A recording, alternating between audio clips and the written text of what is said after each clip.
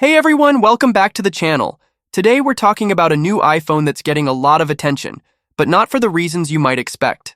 It's called the iPhone 17 Air, and while it's not official yet, leaks and rumors are giving us a pretty clear idea of what Apple is planning.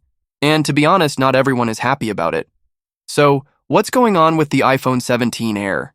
Well, it seems like Apple is bringing back the trend of making super thin and super light phones, kind of like the iPhone X days when how thin a phone was seemed more important than how long the battery lasted.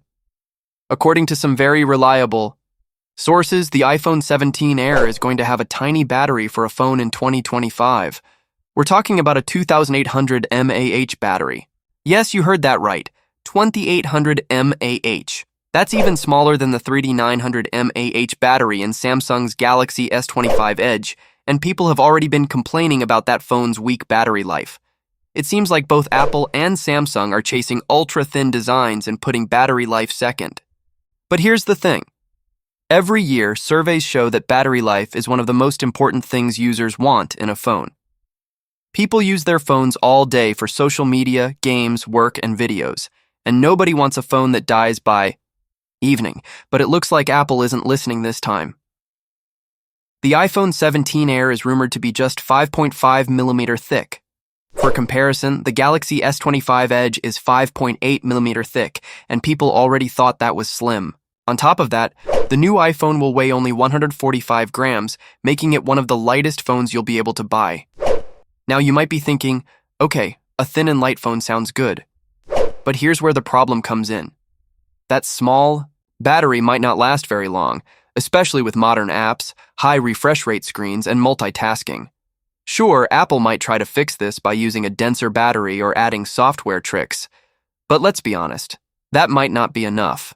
And guess what Apple might do instead? Sell more battery cases. Yep, it sounds like the same move they made when they removed the headphone jack and sold dongles. If you need extra battery, you'll probably have to buy a case that adds bulk to your ultra-thin phone, which, let's be real, defeats the whole purpose of having a super slim phone in the first place. There's also talk about Apple using its new Apple Intelligence AI system to help save battery by managing how apps use power based on your habits. On paper, this sounds like a clever idea. The AI would learn which apps you use the most and which ones you don't, and adjust background activity to save battery. But is it going to work well? Probably not right away.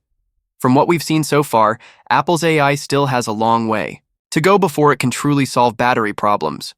Even if it manages to give you a little extra screen time here and there, it won't magically fix a small battery trying to handle powerful apps and features.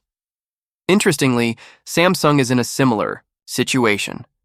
The Galaxy S25 Edge is also getting criticized for its thin design and not-so-great battery. It looks like both brands are focusing too much on how thin a phone can be, instead of how long it can last on a single charge.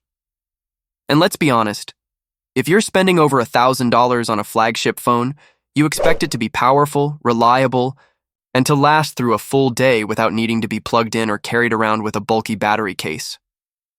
So here's the bottom line. The iPhone 17 Air might look great on paper. It'll be super thin at 5.5mm, super light at 145 grams, but it'll have a very small 2800 mAh battery. Unless Apple comes up with some incredible technology or a battery-saving AI that actually works, this phone might end up frustrating people more than impressing them. But what do you think? Is battery life still one of the most important things for you in a smartphone? Or would you be okay giving up a few extra hours of battery life for a thinner, lighter iPhone? Let us know in the comments below, and if you enjoyed this video, don't forget to like, share, and subscribe for more Apple news and leaks. Thanks for watching, and we'll see you in the next one.